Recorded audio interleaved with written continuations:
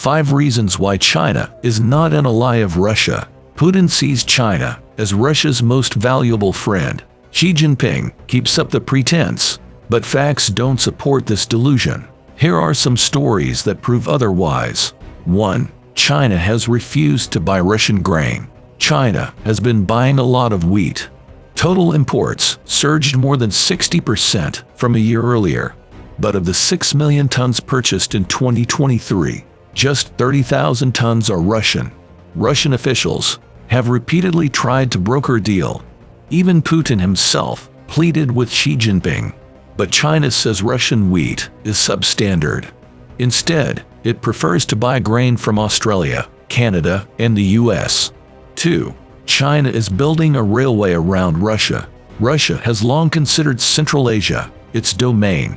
There are 5 former Soviet republics in Central Asia. Nominally, they are part of a trade bloc with Russia. In reality, they are increasingly looking toward Beijing. On May 18th and 19th, the Central Asia-China Summit took place in Xi'an.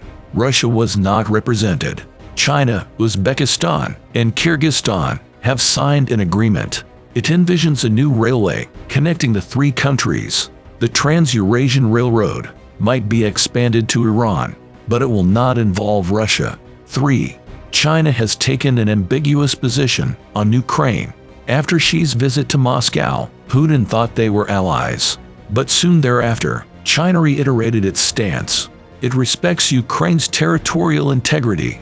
That was a clear signal. Beijing doesn't recognize Russia's claims. It has never recognized the annexation of Crimea either. China has come up with a peace plan for Ukraine.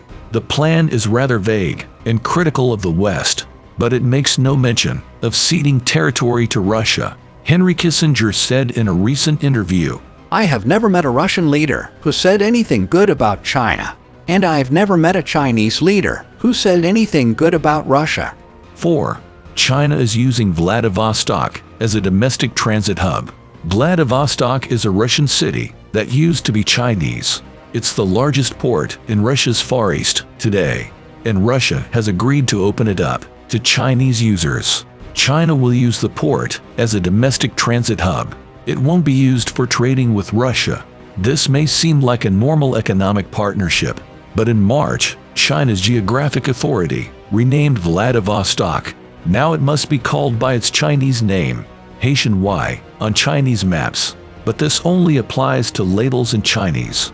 Maps using Latin letters still say Vladivostok. Looks like a sneaky move. 5. China is disappointed in Russia's military. Chinese generals used to see Russia as a role model. They praised Russian successes in Crimea, Georgia, and Syria. Exercises between the 2 countries' armies have focused on interoperability. Recent Chinese military reforms have copied those in Russia, but Chinese commanders have been shocked by Putin's miscalculations in Ukraine. The lackluster performance of Russian weaponry also came as a blow. Russia has asked China to provide it with weapons. China used to be one of the largest buyers of Russian arms. Now the situation is reversed. But so far, China has not agreed to provide anything. China doesn't want to risk trade with the European Union. Europe is a more important trading partner than Russia. Putin and Xi spoke of limitless friendship last year, but it seems there are limits. After all, is there any friendship? That remains to be seen.